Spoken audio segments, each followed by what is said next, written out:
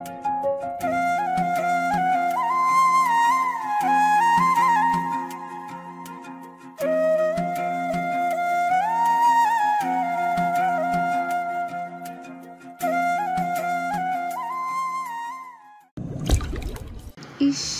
যদি তাকে মুখে তুলে দিতে পারতাম তবে হয়তো ভালো হতো।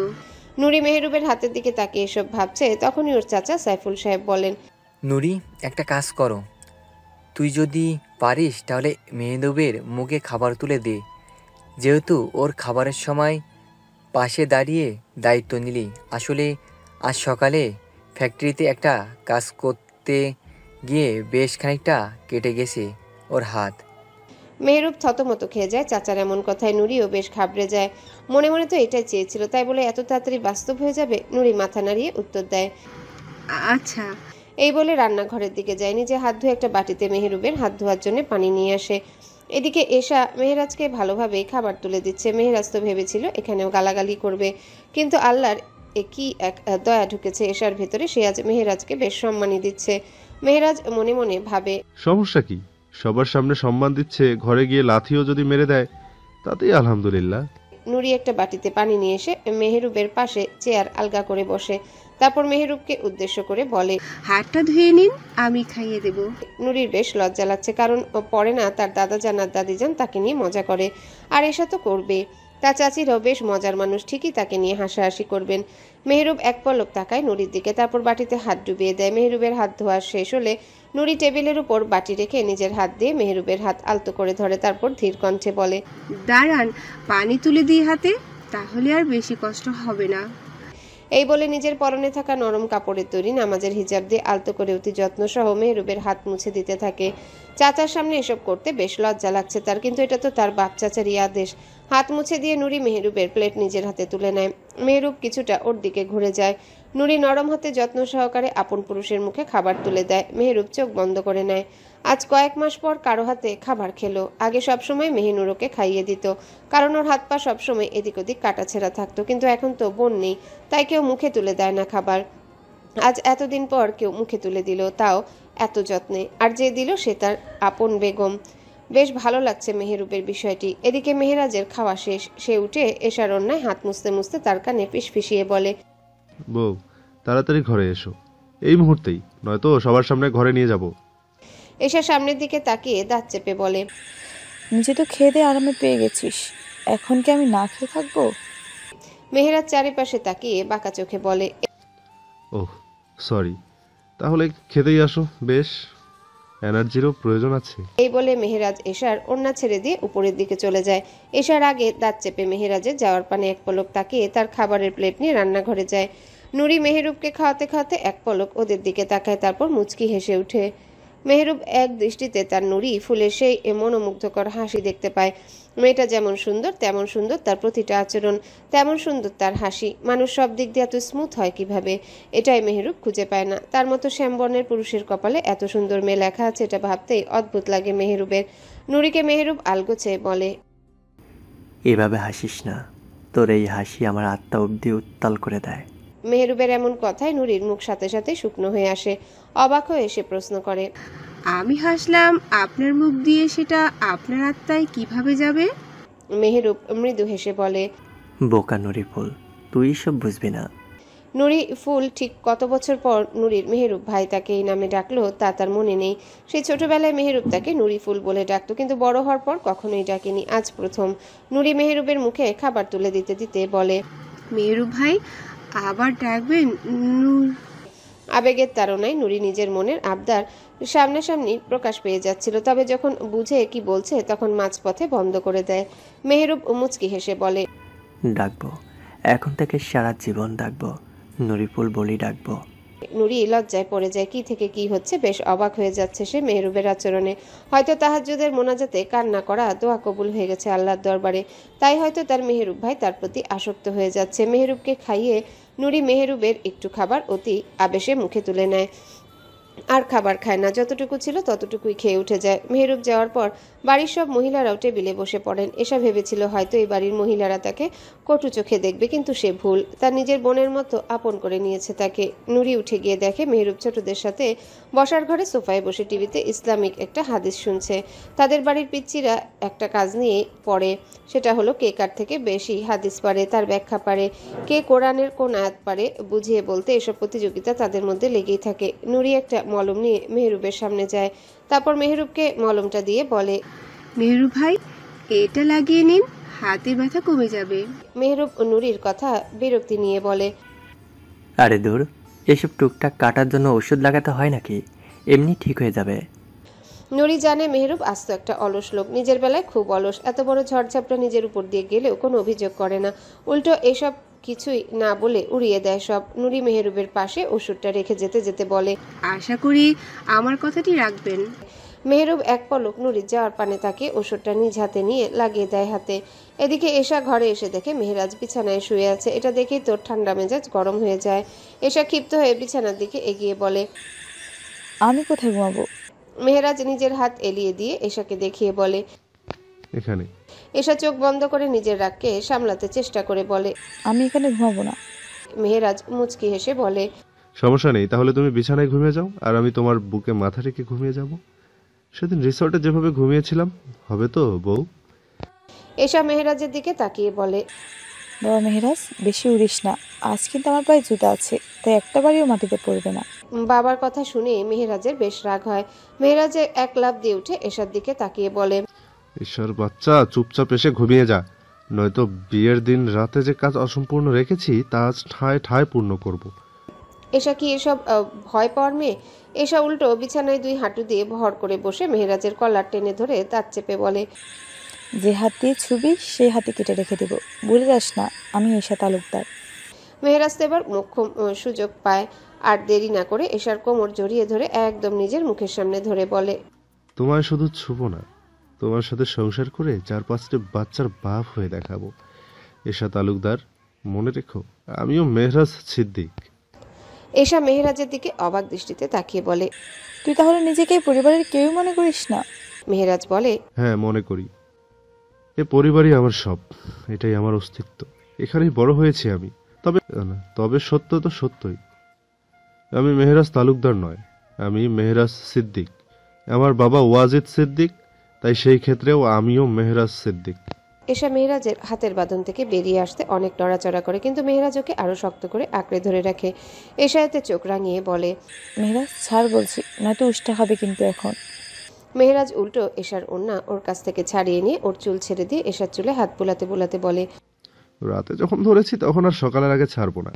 এই বলেই মেহরাজ এশাকে নিয়ে বিছানায় পড়ে আর এশাকে পিছন থেকে শক্ত করে জড়িয়ে ধরে। এশার খোলা চুলে মুখ গুজে দেয়। এশা চিল্লিয়ে বলে, আমার খবরে যত বিচ্ছু তৈরি হবে দেখছি সব শুধু তোকে গালি দিয়েই তৈরি হবে। ছাড় বলছি নমরুদ। মেহরাজ এশাকে আরো শক্ত করে জড়িয়ে ধরে, ওর ঘাড়ে দাঁত বসিয়ে দেয় আর বলে, আর একটা গালি মুখ থেকে বের করেছো তো, এ দাঁত সারা শরীরে বসবে অসভ্য মেয়ে। এশার শরীর অবশ হয়ে আসতে থাকে মেহরাজের স্পর্শে। এশা চুপ হয়ে যায় আর মেহরাজ সে এশার ঘাড়েই মুখ গুজে ঘুমিয়ে তলিয়ে যেতে থাকে। রাত তখন প্রায় দ্বিপ্রহর ছুঁই ছুঁই। রাস্তার পাশে এক চায়ের টং দোকানের সামনে বসে আছে এহসান, হাসিব আর জয়নাল। হালকা হলুদ আলোয় ঝলমলে দোকানটা আশেপাশের অন্ধকারের তুলনায় বেশ উজ্জ্বল। আশেপাশে কয়েকজন মাঝরাতের অতিথি, কেউ চা খাচ্ছে, কেউ বা ধোয়া ছাড়ছে আকাশের দিকে। এহসান হাতের গরম চায়ের কাপটা নিয়ে চুমুক দিতে দিতে ভাবলো, চায়ের স্বাদ যত স্পেশাল হোক না কেন, টং দোকানের এই চায়ের মতো উত্তমই আর কিছুই হতে পারে না। তার মনে হয় আসল স্বাদটা চায়ের মধ্যে নয়, বরং এই আড্ডার মধ্যে লুকিয়ে আছে। আর হাসিব আর জয়নাল, এরা দুজন তো চাখোর, ঘন্টার মধ্যে 2 কাপ না খেলে চলে না।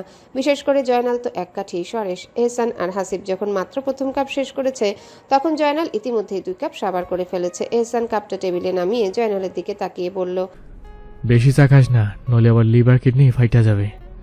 হাসিব হো হো করে হেসে উঠল। ভাইজান, তুমি ফাটার কথা বলতেছ? লিভার থাকলে তো ফাটবে।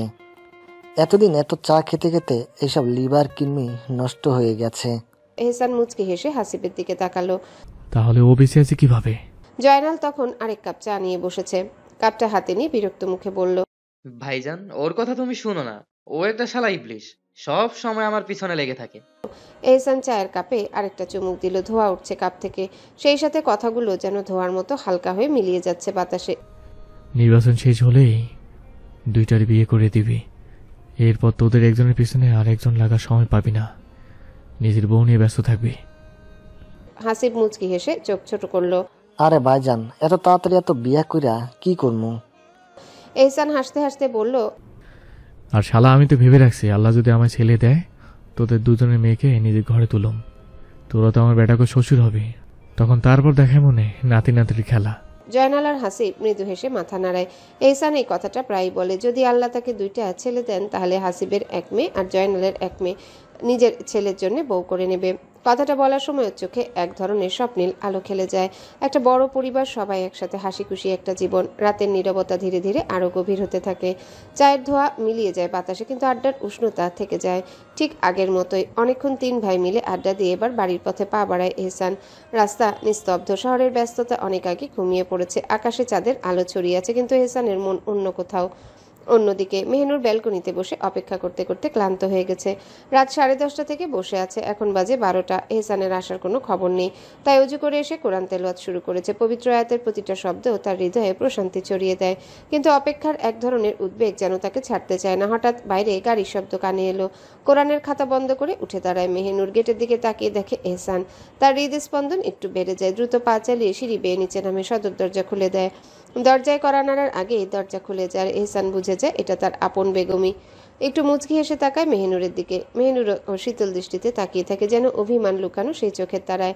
তার পরনে কালো নামাজের লম্বা হিজাব হাঁটুর নিচ পর্যন্ত ছড়িয়ে পড়েছে। এহসানের চোখ আটকে যায় নারীর কবুতরের বাচ্চার মতো নিষ্পাপ, অথচ কি রহস্যময় এক সৌন্দর্য। মেহনুর চোখ নামিয়ে নিচু কণ্ঠে বলে, আসসালামু আলাইকুম। এহসান হাসি মুখে জবাব দেয়, ওয়ালাইকুম আসসালাম রহমতুল্লাহ। তারপর কিছু না বলে বাইরেই দাঁড়িয়ে থাকে, বুকে দুই হাত ভাঁজ করে, ক্লান্ত শরীর, চোখে তৃষ্ণার্ত দৃষ্টি। সারাদিন এই মুখটা দেখেনি, এখন মনে হচ্ছে চিরকাল শুধু এই মুখখানার দিকেই তাকিয়ে থাকতে। মেহনুর বিরক্ত চোখে তাকায়। ভেতরে আসবেন নাকি বাকি রাতও বাইরেই থাকবেন? এহসান হালকা হেসে গায়ে লিয়ে ভেতরে প্রবেশ করে। মেহনুর দরজা বন্ধ করতেই হঠাৎ এহসান তাকে শক্ত করে জড়িয়ে ধরে। মেহনুর কিছুটা বিস্মিত হয়, কিন্তু আজ প্রথমবার নিজ ইচ্ছায় আলতো করে হাত রাখে এহসানের পিঠে। এহসান মেহনুরকে আরো শক্ত করে চেপে ধরে, গভীর গলায় ফিসফিস করে, তোমার এই নরম শরীরটা যতক্ষণ আমার বুকে লেপ্টে থাকে ততক্ষণে আমার দেহে প্রাণ থাকে। তারপর আস্তে করে মেহনুরকে আলগা করে তার মুখে হাত রাখে। মেহনুর অপলক দৃষ্টিতে তাকিয়ে থাকে। আপনার এইসব করতে ক্লান্ত লাগে না? এহসান মৃদু হেসে বলে, তোমার ন্যায় তাকালে আমার সব ক্লান্তি প্রশান্তিতে পরিণত হয়।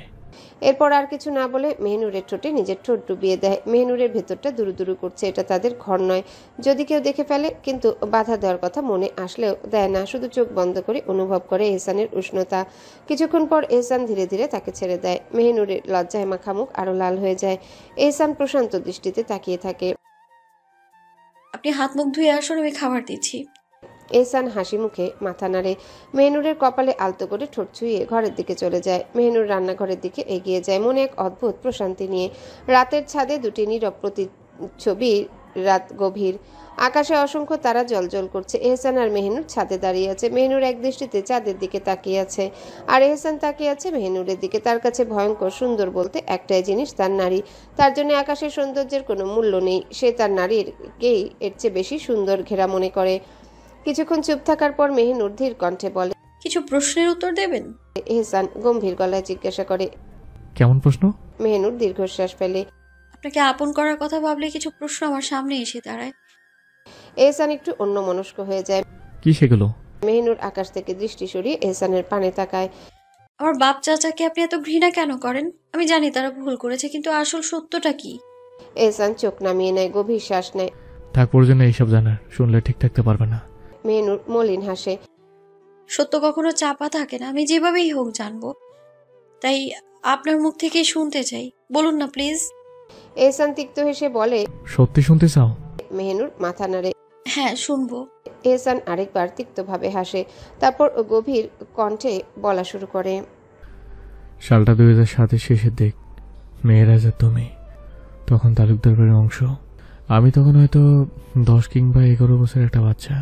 তুমি তো জানো আমরা ভাই বোন আব্বার দ্বিতীয় পক্ষের সন্তান। আব্বার প্রথম স্ত্রী এনিমা বেগম, মানে আমার বড় খালা, কম বয়সে ক্যান্সারে মারা যান। রেখে যান 3 সন্তান, বড় ভাই মারুফ, ছোট ভাই নীরব আর সবার বড় আলিফা আপা। বড় আব্বা মারা যাওয়ার পর আব্বা তার প্রথম স্ত্রী ছোট বোনকে বিয়ে করেন, মানে আমার আম্মুকে। আর মেজ বোনকে তোমার দাদাই বিয়ে করেন আব্বার বিয়ের 1 বছর পর।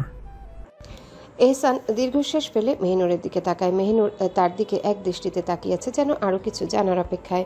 এহসান আবারও চাপা শ্বাস ফেলে বলতে শুরু করে। অথবা 2007 সালের শেষের থেকে শুরু হয় এক ভয়ঙ্কর অধ্যায়, মৃত্যুর তাণ্ডব। পাশের গ্রামের জসিম জমিদার তখন বেশ ক্ষমতাবান ছিলেন। তার 2 ভাই সহ পুরো এলাকা নিয়ন্ত্রণ করত। তাদের সঙ্গে আমাদের জমি নিয়ে দীর্ঘদিনের বিবাদ চলছিল। জায়গাটা আমাদের, অথচ তারা নিজের দাবি করত। আব্বার চাচা বছরের পর বছর লড়েছেন, কিন্তু কেউ এক আঙ্গুলও ছাড় দেননি। কিন্তু হঠাৎই আপনজনের মধ্যে ফাটল ধরে। চাচা আলাদা হয়ে যেতে চান। আব্বা চেষ্টা ত্রুটি রাখেনি, কিন্তু শেষমেশ ভাগ দিতে হয়। জমি অর্ধেক দিয়ে দেন চাচাকে। তবে তালুকদারের যে 7-8টি বড় মঞ্জিল ছিল তা তিনি রেখে দেন। এরপর থেকেই পরিস্থিতি আরও ঘোলাটে হতে থাকে। চাচা ক্ষিপ্ত হয়ে যান। চেয়েছিলেন শুধু জমি নয়, গুপ্ত সম্পত্তিগুলো, কিন্তু আব্বা রাজি হননি। প্রতিশোধ স্প্রে চাচা সেই জমিদারে দিয়ে দেন। জানিয়ে তারা এতদিন লড়াই করছিল, এবার তারা আমাদের পুরোপুরি ধ্বংস করতে উঠে পড়ে লেগেছে। আব্বা চেয়ারম্যান পদে দাঁড়ান, জসিমও তখন হুমকির পর হুমকি আসতে থাকে। আব্বাকে, বড় ভাইদের সবাইকে জানে মারার ভয় দেখান, যাতে পথ ছেড়ে দেওয়া হয়। কিন্তু আব্বা অটল ছিলেন। ভাইজানেরাও। এহসান মেহিনুরের দিকে তাকিয়ে বলে। ঈদের পর দিন আম্মা, আমার বড় ভাই ইনাম, ইমরানেরা সবাই নানা বাড়িতে যান। বাড়িতে রয়ে আমি আর বড় আপা। আব্বা বড় ভাই যান, ছোট ভাই যান, বড় ভাবি আর 10 বছরের ভাতিজি আলিশা ও ভাতিজা আরিফ। ছোট ভাইজান তখন বিয়ে করেনি। ঈদের 4 দিন পরে ভোটের দিন। ঈদের 3 দিনের দিন রোজ শনিবার। সেদিন ছিল এক অভিশপ্ত দিন আমার পরিবারের, যেদিন সব শেষ হয়ে গেছিল। ঈদের সময় হয় আমাদের যত লোকজন ছিল তাদের ছুটি দেওয়া হয়। আব্বা বোকামি করে সবাইকে ছুটি দিয়ে দেন, শুধু শিয়াবার জর্নালের আব্বা ছাড়া। তারাও তো আমাদের গ্রামে ছিল, তাই আর তাদের যেতে দেওয়া হয় না। আর বাকি যে পালোয়ানরা ছিল সবাই যখন বাড়িতে। সেদিন সকাল থেকে আমাদের বাড়ির আশেপাশে কেউ না কেউ গুড়গুড় করতে থাকে। এই জিনিস আমি লক্ষ্য করলেও সে সময় ছিলাম ছোট মানুষ, অত বেশি পাত্তা দেয়নি। আমার স্পষ্ট মনে আছে সেদিন রাতের কথা। আমি তখন মসজিদ থেকে আসছিলাম, তখনই দেখতে পেয়েছি সকালে যে লোক দুটো একজন করে ঘুরঘুর করছিল, এখন তারা সবাই একসাথে ঘোরাঘুরি করছে। আমি বুকে সব মাথায় ঢুকাই না।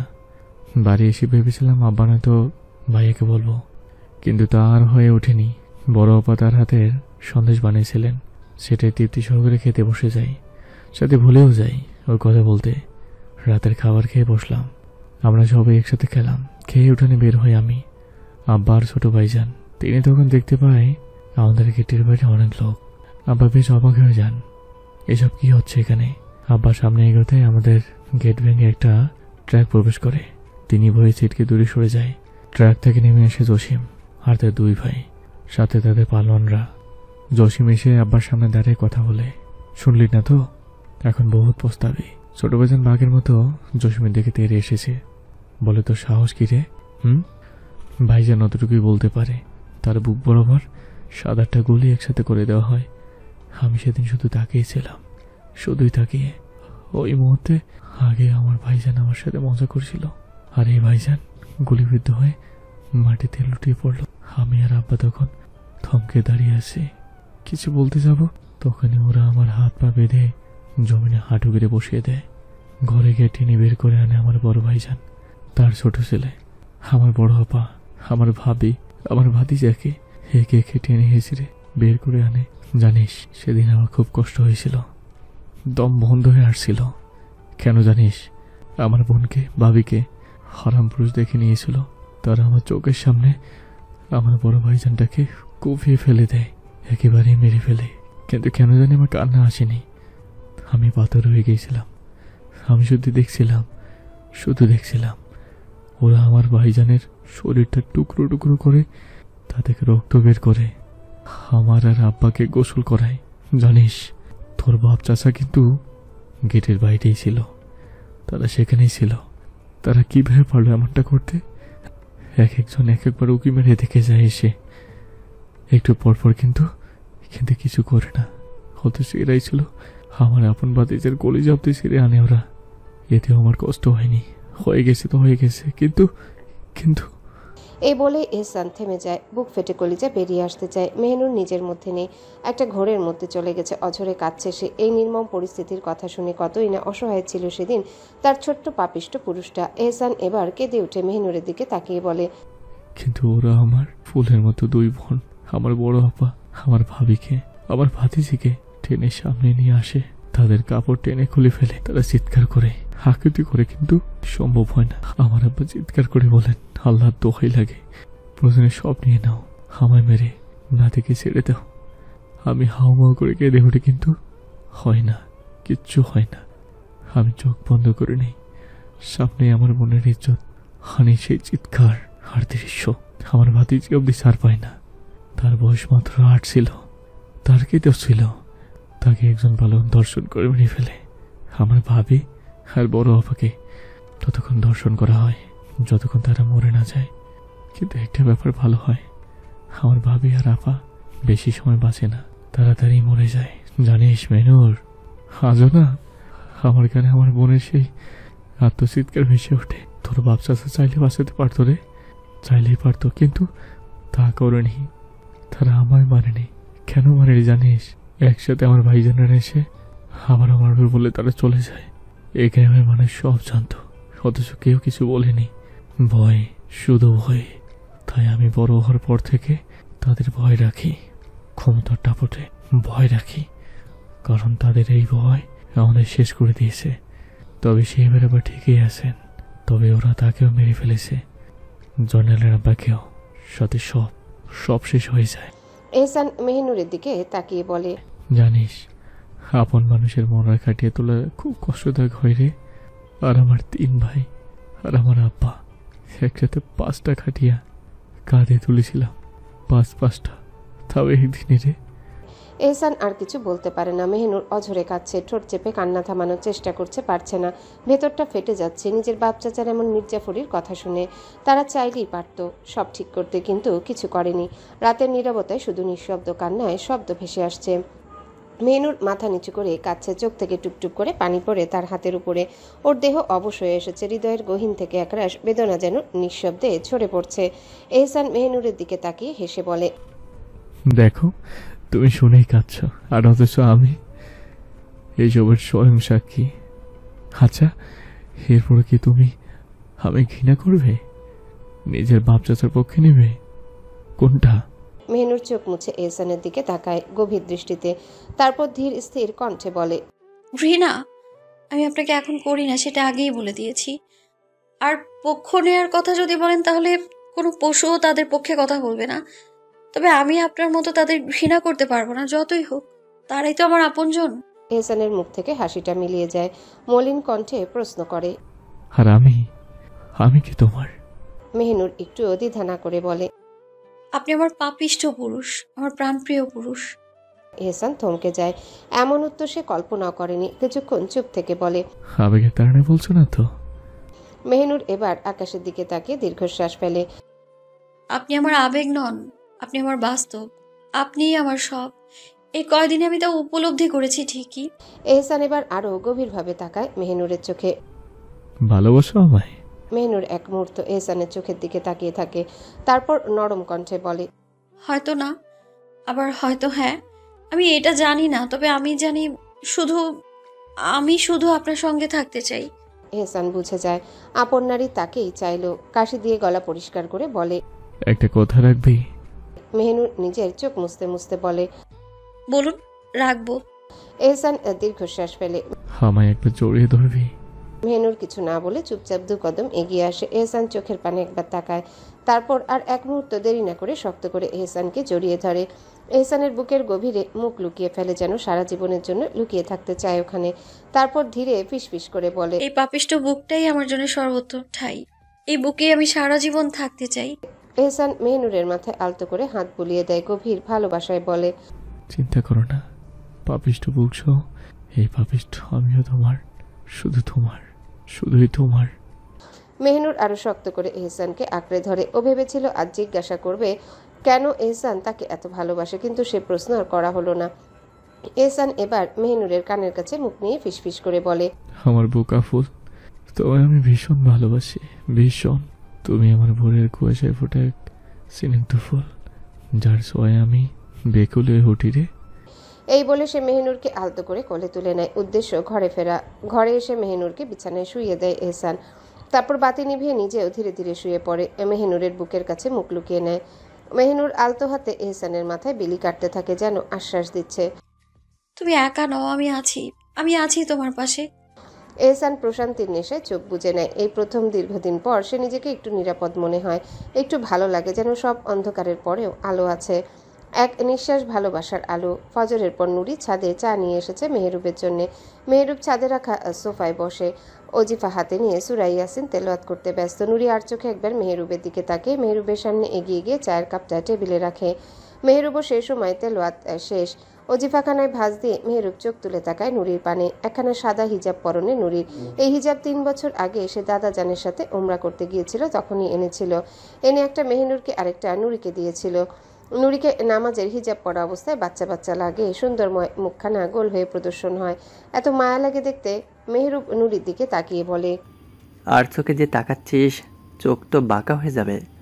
নুরি মেহরুবের এমন কথায় অবাক হয়ে বলে, মেহরুব ভাই, চোখ আবার বাঁকা হয় কেমন করে? আপনি এত আজব কথা কিভাবে বলেন? মেহরুব মুচকি হেসে নুরিকে প্রশ্ন করে। উজু আছে? নুরি উত্তর দেয়, আছে। মেহরুব ওজিফাখানাটা নুরির দিকে এগিয়ে দিয়ে বলে, তুই সূরা আর রহমান তেলাওয়াত কর, আমি চা খেতে খেতে শুনি। নুরি এখন কি করবে? ওজিফা এগিয়ে দিয়েছে, তাই আর কিছু না বলে ওজিফা হাতে নিয়ে সোফায় বসে যায় আর মেহরুবের দিকে তাকিয়ে বলে, ওজিফা রেখে এমনি করি। মেহরুব চায়ের কাপ হাতে নিতে নিতে বলে, যেভাবে ইচ্ছে কর, আমার শুনতে ইচ্ছে করছে। নুরি গলা পরিষ্কার করে হালকা কাশি দিয়ে অতঃপর তাউস তাসমিয়া পড়ে শুরু করে প্রিয় পুরুষের জন্য প্রাণপ্রিয় সূরা। এশা হাতে চায়ের কাপ নিয়ে ঘরে ঢুকে, কিন্তু ভেতরে কেউ নেই, ঘর নিস্তব্ধ। সে একটু চমকে ওঠে, তবে পরক্ষণে বুঝতে পারে মেহরাজ বোধহয় বাথরুমে পানি পড়ার শব্দ কানে আসে। কিছু মুহূর্ত দাঁড়িয়ে থাকে, তারপর দরজায় খটখট আওয়াজ হয়। মেহরাজ বেরিয়ে আসে ভেজা শরীরে, কোমরে শুধু একটা সাদা টাওয়েল জড়ানো। এশার দৃষ্টি আটকে যায় মেহরাজের ফর্সা সুঠাম শরীরে, নিখুঁত মসৃণ বুক জলের ফোঁটায় চিকচিক করছে। সে দ্রুত চোখ ফিরিয়ে অন্যদিকে তাকিয়ে রাগী গলায় বলে, কিরে ভাইয়া, লজ্জা করে না বাবা একজন মেয়ে মানুষের সামনে দাঁড়িয়ে? মেহরাজ মুচকি হেসে এক পা এগিয়ে আসে। লজ্জা পাবো কেন তোমার সামনে? তোমার সাথে যেখানে 5-6টা বাচ্চা নিয়ে সংসার করে স্বপ্ন দেখি। এশা অস্বস্তিতে কেঁপে ওঠে। বাজে কথা বলবি না। মেহরাজ হাসে। এশার হাত থেকে চায়ের কাপ নিয়ে আলতোভাবে টেবিলে রাখে। তারপর যখন এশা চলে যেতে চায়, তখনই তার পত্রত করে বুকের সঙ্গে চেপে ধরে। এশার শ্বাসরুদ্ধ হয়ে আসে। মেহরাজের ভেজা শরীরের গন্ধ, উষ্ণতা সব মিলিয়ে তার অবস্থা খারাপ হয়ে যাচ্ছে। এশা নিজেকে ছাড়ানোর জন্য মরিয়া হয়ে মেহরাজের বুকের পেশিতে দাঁত বসিয়ে দেয়। মেহরাজ এবার একটু ঝাঁকুনি খায়, এশাকে ছেড়ে দেয়। এই পাগলি। সে বিরক্ত হয়ে এক হাতে এশার গাল চেপে ধরে, অন্য হাতে তার দাঁতে আলতো ছোঁয়া দিয়ে বলে, ঈশার বাচ্চা, আর যদি কামড়াস তো দাঁত খুলে নেব। এশা মেহরাজের হাত সরিয়ে দিয়ে রেগে যায়। আমি কি ইচ্ছে করে কামড়াই? তুই নির্লজ্জের মতো জড়িয়ে ধরিস কেন? মেহরাজ ধমক দেয়, বউ আমার তুমি, আর বউকে তো জড়িয়ে ধরতে হয়, সাথে আরো অনেক কিছু করতেও হয়। এশা বিস্ফোরিত চোখে চেয়ে থাকে, তারপর দাঁত চেপে বলে, তোর যদি কত কিছু করার শখ থাকে না, তাহলে আরেকটা বিয়ে কর, তার সাথে যা ইচ্ছা কর। মেহরাজ মুচকি হেসে বলে, সেটা তো করব যা ইচ্ছে, তবে তোমার সাথে করবো গো বউ, অন্য কারো সাথে নয়। এশার ধৈর্যের বাঁধ ভেঙে যায়।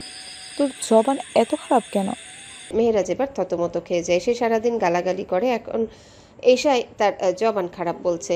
সে এশার গাল টিপে ধরে বলে, ঈশার বাচ্চা, এত গালাগালি করিস না, এখন ঠোঁট ফাটিয়ে দিব।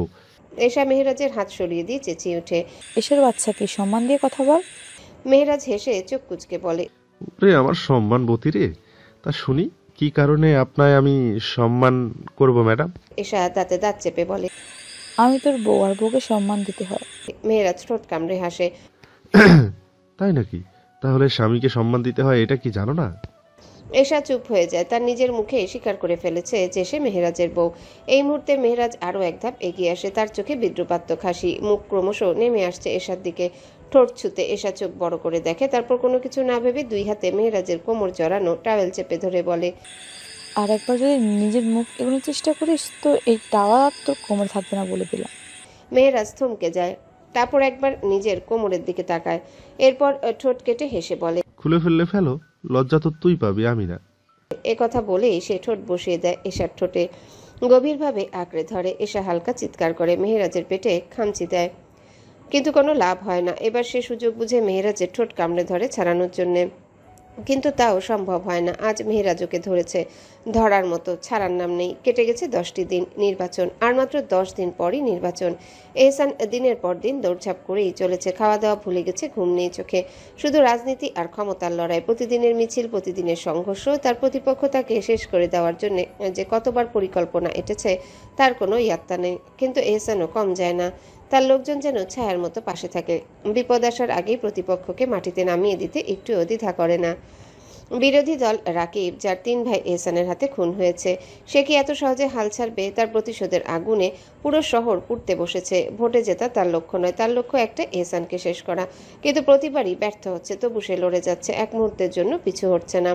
অন্যদিকে এরিক, সবার আড়ালে থাকা এক রহস্যময় চরিত্র। তার বাপ চাচা দেশের বাইরে নির্বাসিত, আর সে পণ করেছে তাদের ফিরিয়ে আনবে, কিন্তু তার জন্য এহসানকে মরতেই হবে, কারণ এহসান বেঁচে থাকলে তার পরিবার এই দেশে আর কখনো পা রাখতে পারবে না। এরিক নিখুঁত পরিকল্পনার অধিকারী, কোনো কাঁচা কাজ সে করে না। সে একজন বিজ্ঞানী, যার পুরো মনোযোগ এখন এক বিশেষ ধরনের বোমা বানানোর দিকে। সিলেটের উপশহরের এক নির্জন বাড়িতে সে একাই থাকছে, এখন রিসার্চ করে চলেছে। তার তৈরি করা অস্ত্র একবার ব্যবহার করতে পারলে এহসানকে শেষ করা কোনো ব্যাপারই হবে না। নির্বাচন যত এগিয়ে আসছে ততই শহরের বাতাসে অস্থিরতা বাড়ছে, প্রতিটি গলিতে আতঙ্ক, প্রতিটি মোড়ে ষড়যন্ত্র। এই লড়াই শুধুই ক্ষমতার নয়, এটা টিকে থাকার লড়াই, আর টিকে থাকতে হলে কেউ না কেউ মরবেই। মেহনুর এহসানের অপেক্ষায় বসে প্রহর গুনছে। সে জানে এহসান খুব ব্যস্ত, তাই অনেকদিন হয়তো রাতে বাড়ি নাও ফিরতে পারে। এহসান তাকে খাড়া নিষেধ করে দিয়েছে, আমার জন্য অপেক্ষা করবি না, নিজের ঘুম নষ্ট করিস না। কিন্তু মেহনুর কি এসব শোনার মানুষ? তার মনে একটাই জেদ, এহসান ছাড়া সে ঘুমাবে না। তাই প্রতিদিন রাত 3টা-4টা পর্যন্ত বারান্দায় বসে থাকে। আধো ঘুমে ঢলে পড়ে, গাড়ির শব্দ পেলে প্রাণ হাতে নিয়ে ছুটে গিয়ে সদর দরজা খুলে দেয়। এটাই তার কাজ, কিন্তু আজ আর তেমন হলো না। এহসান গাড়ি ছাড়াই বাড়িতে প্রবেশ করেছে, তাই মেহনুরের ঘুমও আর ভাঙেনি। রাত এখন 2টোর কাছাকাছি। আজ একটু তাড়াতাড়ি ফিরেছে এহসান। নির্বাচন নিয়ে সভা, মিছিল, ফ্যাক্টরি, কোম্পানি সামলাতে সামলাতে দিন কেটে যাচ্ছে তার। তবে হাসিবাদ জয়নালের কারণে কিছুটা সুবিধা হয়েছে, তারা আপন ভাইয়ের মতো এসব কিছু সামলে নেয়। এহসানের কাজের বোঝা কমানোর জন্য সর্বোচ্চ চেষ্টা করে। এহসান সদর দরজার সামনে এসে দেখে আজকেও দরজা খুলছে না। সে বুঝতে পারে মেহনুর গাড়ির শব্দ শুনতে পায়নি, তাই ঘুম থেকে ওঠেনি। নয়তো এমন কখনোই হয়নি যে সে জেগে থাকবে আর এহসান দরজার সামনে দাঁড়িয়ে অপেক্ষা করবে। এহসান আপন মনে হাসলো, পকেট থেকে মানিব্যাগ বের করে চাবি দিয়ে দরজা খুলল। এহসান ভিতরে ঢুকে দ্রুত নিজের ঘরে চলে এলো। কেন তাড়াহুড়ো করবে না? আপন নারীকে যে দেখতে হবে। ঘরে ঢুকে দেখে বিছানা ফাঁকা, তবে আজ বুক ধক করে ওঠে না। সে জানে তার কবুতরের বাচ্চা কোথায় আছে। আলতো পায়ে এগিয়ে যায় বারান্দার দিকে। দরজা পেরিয়ে দেখলো তার স্নিগ্ধ ফুলটা সোফায় মাথা এলিয়ে একদিকে কাত হয়ে ঘুমিয়ে আছে। পর্দার ফাঁক দিয়ে চাঁদের আলো তার মুখে পড়েছে, মুখখানা মায়াময় হয়ে উঠেছে, যেন চাঁদের আলো নিজের রশ্মি দিয়ে তার আরেকটি অংশকে ছুঁয়ে রেখেছে। চাঁদের আলোয় মেহনুরের ঠোঁটের নিচে মাঝ বরাবর থাকা ছোট্ট তিলটা স্পষ্ট দেখা যাচ্ছে। এহসান এক চিলতে হাসি ঝুলিয়ে অপলক দৃষ্টিতে তাকিয়ে থাকে। খুব ক্লান্ত লাগছিল তার, কিন্তু এখন প্রশান্তি, এক গভীর প্রশান্তি। আলতো পায়ে এগিয়ে এসে হাঁটু গেড়ে বসে মেহনুরের মুখের দিকে তাকিয়ে থাকে। হাত বাড়িয়ে তার গালে আলতো ছোঁয়া দেয়, ফিসফিসিয়ে বলে, তুমি এ কেমন নেশা? তোমায় দেখার তৃষ্ণা কেন আমার শেষ হয় না? প্রহর গুনে থাকি, তবুও মন চায় বারবার তোমার পানে তাকাই। এহসানের উপস্থিতি অনুভব করে মেহনুর। ঘুমের ঘোরেই শরীরে শিহরণ জাগে, মনে হয় আশেপাশে কেউ আছে। আতঙ্কে চোখ খুলে ফেলে। প্রথমে মনে হয় কোনো জিনভূত নয় তো, কিন্তু চোখ খুলে দেখে এহসান পাশে বসে আছে। সে এক লাফে উঠে দাঁড়ায়। আপনি এখানে কি করছেন? এহসান বাঁকা চোখে তাকিয়ে হেসে বলে, আমি থাকবো না তো কেউ থাকবে? মেহনুর বুকে হাত দিয়ে শ্বাস নিল। না মানে, আমি তো গাড়ির শব্দ শুনিনি। এহসান হাসলো। গাড়ি নিয়ে আসিনি তো। মেহনুরের মন খারাপ হয়ে গেল। সে তো প্রতিদিন দরজা খুলে দেয়, আজ পারল না। ছোট্ট করে বলল, ও। এহসান বুঝতে পারে তার মন খারাপের কারণ। মেহনুর ভ্যালকনি ছেড়ে চলে যেতে নিল। এহসান হেসে বলে, চলে যাচ্ছ যে? জড়িয়ে ধরবে না আজ? মেহনুরের পা থেমে গেল। এই কদিন এটা তার অভ্যাস হয়ে গেছে। এহসান এলেই তার বুকে ঝাঁপিয়ে পড়ে। আপন পুরুষের ঘামের গন্ধ মাখা বুকে লেপ্টে থাকাটা তার ভালোই লাগে। সে ধীরে ধীরে ফিরে এলো, এহসানের চোখে চোখ রাখলো। কিছু মুহূর্ত তাকিয়ে থেকে আর থাকতে পারল না। তার ঠোঁটে হাসি ফুটে উঠল। মেহনুরের এই হাসি এহসানের কাছে ভয়ঙ্কর সুন্দর। এই হাসির মূল্য পৃথিবীর সমস্ত সম্পদের চেয়েও বেশি। মেহনুর হেসে জড়িয়ে ধরল এহসানকে। এহসানও আপন বুকে তাকে শক্ত করে আগলে নিল, মাথায় হাত বুলিয়ে বলল, বিশ্বাস করো আমার প্রাণ প্রিয় নারী, যখন তোমার এই হাসিটা দেখি তখন মধ্যেই গুলিয়ে যাই তোমাতে আমি। মেহনুর বুকে মুখ গুজেই বলল, হয়েছে আমার কবি পুরুষ, এখন ছাড়ুন, খাবার নিয়ে আসি। এহসান মাথায় হাত বুলিয়ে বলল, না, আজ বাইরে এক সবাই খেয়ে এসেছি। মেহনুর বলল, ও তাহলে গোসল করুন। এহসান মুচকি হেসে বলল, আজ রাতে তোকে ফরজ গোসল করাবো আমার বাচ্চার মা। মেহনুর হেসে বলল, আগে যান, নিজে গিয়ে গোসল করুন, পরে আমায় করাবেন। এহসান একখানা লুঙ্গি নিয়ে বাথরুমে প্রবেশ করে, অতঃপর গোসল সেরে বেরিয়ে আসে। এহসান বেরিয়ে আসতে মেহনুর বাথরুমে প্রবেশ করে অজু করে আসে।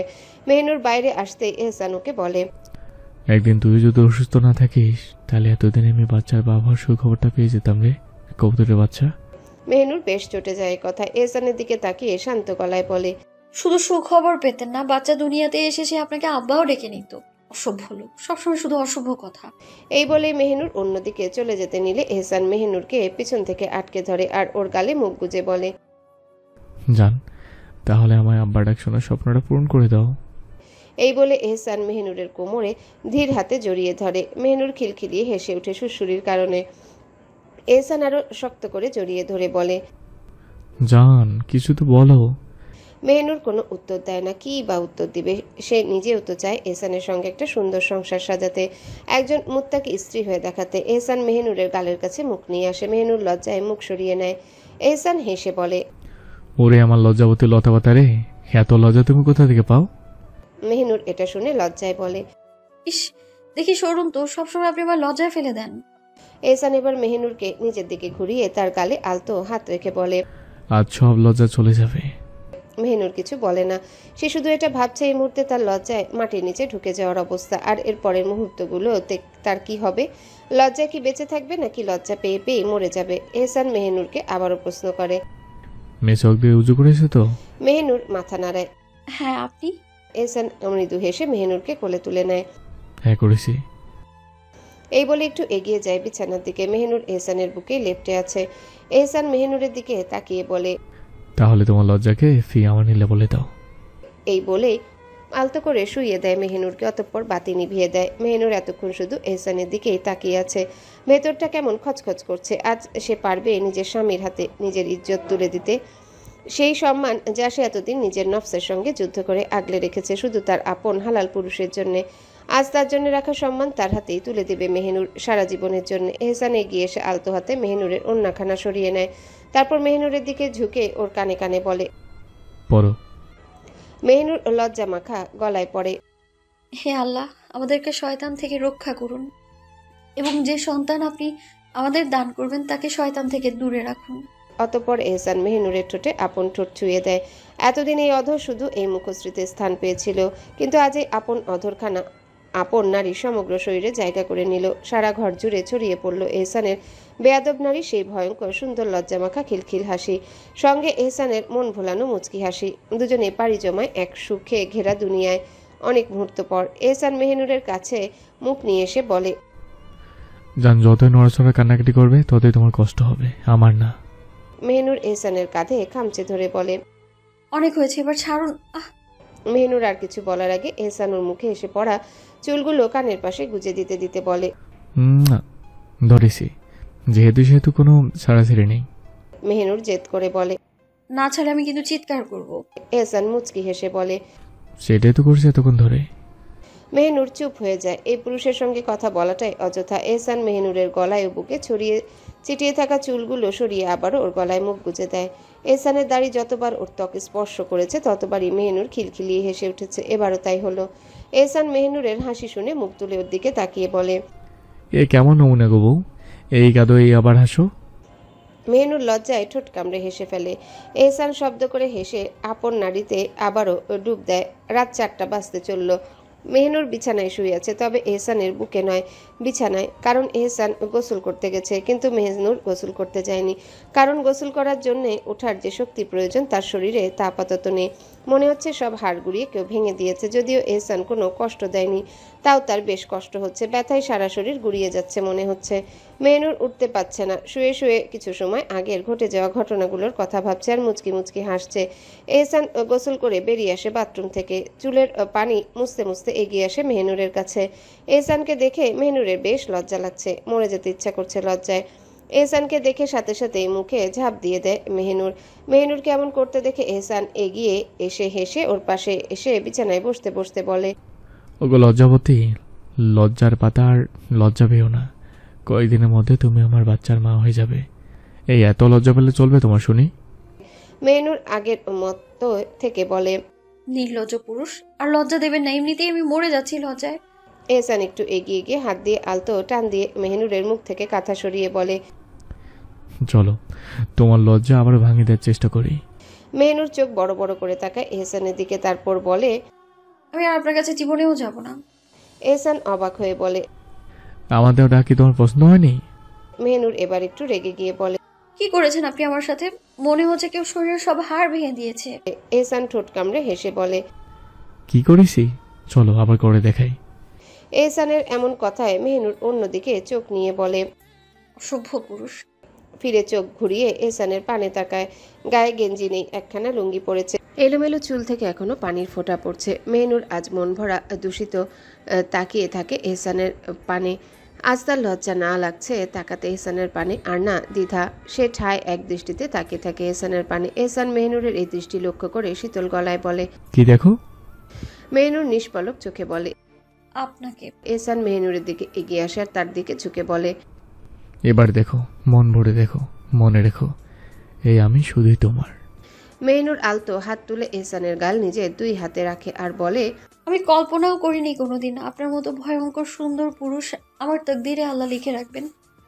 এই বলে মেহনুর হালকা মাথা তুলে বালিশ থেকে এহসানের কপাল নিজের ঠোঁট ছুঁয়ে দেয়। এহসান আবেশে চোখ বুজে নেয়।